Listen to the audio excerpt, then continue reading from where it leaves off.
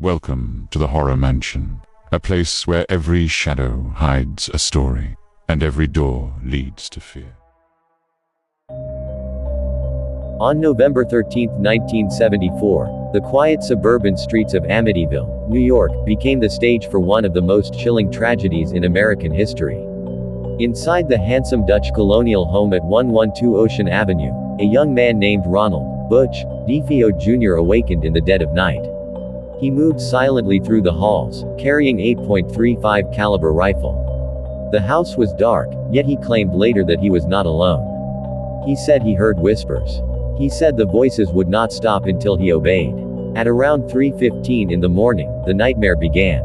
Ronald first entered his parents' bedroom. His father, Ronald Sr., lay asleep beside his mother, Louise. Without hesitation, Butch raised the rifle and fired. The first shot struck his father, killing him instantly.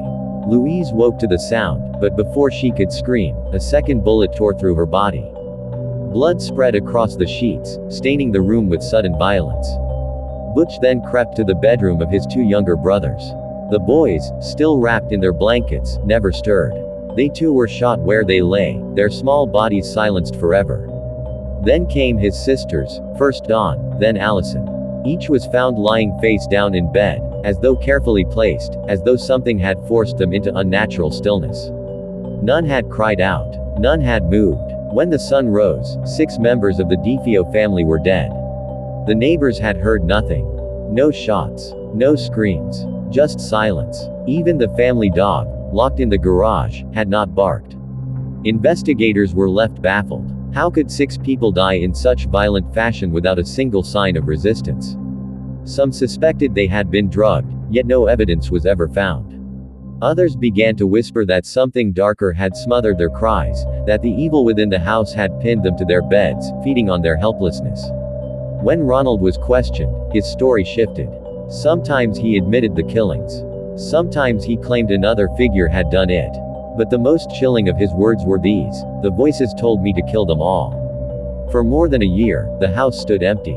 Its striking white exterior and iconic quarter-moon windows stared out at the street like watching eyes. Inside, the rooms were cold and lifeless, as if the very walls drank in the blood spilled there. Then, in December of 1975, George and Kathy Lutz moved in with their 3 children. They knew of the DeFeo murders but believed the past was past. They saw only a beautiful house with space for their growing family, and the price, just $80,000, seemed too good to ignore. But almost as soon as they crossed the threshold, the house revealed itself. The first days brought unease. The air inside was unnaturally cold, even with fires blazing in the hearth. Strange odors, foul, sour, decayed, seeped from unseen corners. At night, the children complained of invisible hands tugging at their sheets. Doors opened and slammed without warning. Footsteps echoed through empty rooms. Then came the flies. In the dead of winter, when the air outside was frigid, thick swarms of black flies appeared on the windows. They crawled, buzzing angrily, covering the glass in writhing masses. No matter how many George killed, they returned, always clustering near one particular upstairs bedroom, the room where Ronald DeFeo's sisters had died.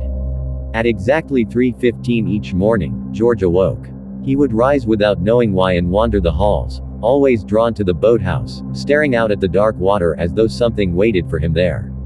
His mood grew darker. He snapped at Kathy and the children, his temper violent and unpredictable. He obsessed over splitting wood, chopping logs until his hands bled. He felt himself slipping away, consumed by whispers that gnawed at his sanity. Kathy, too, suffered.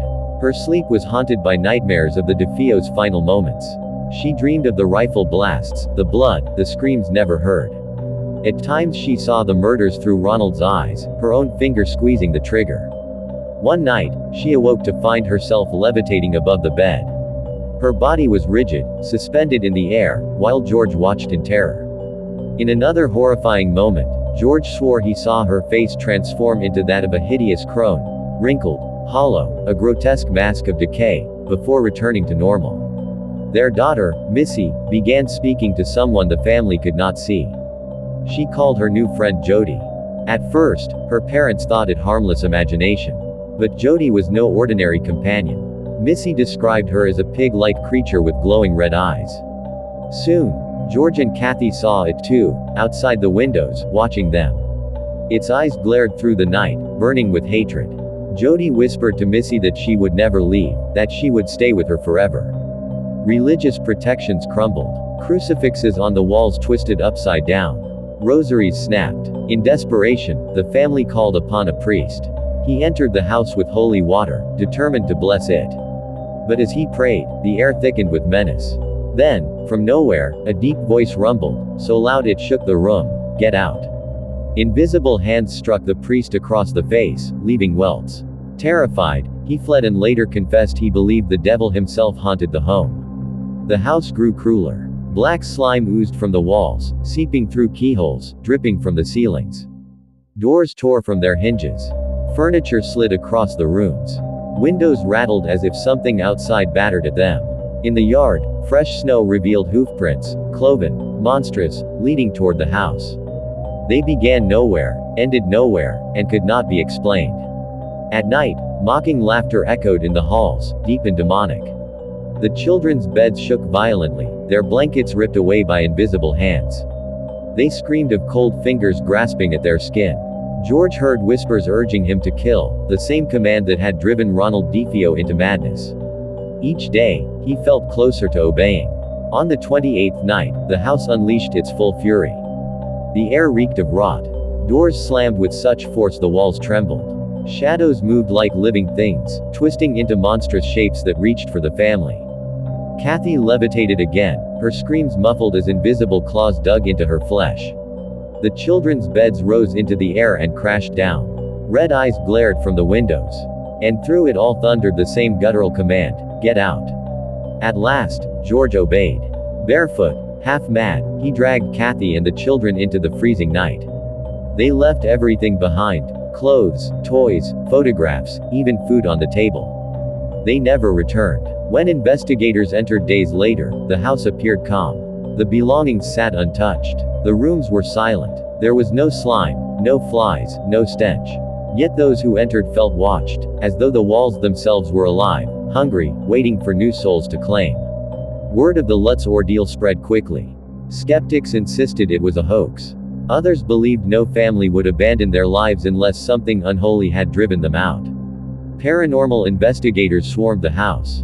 Some claimed to feel an overwhelming evil.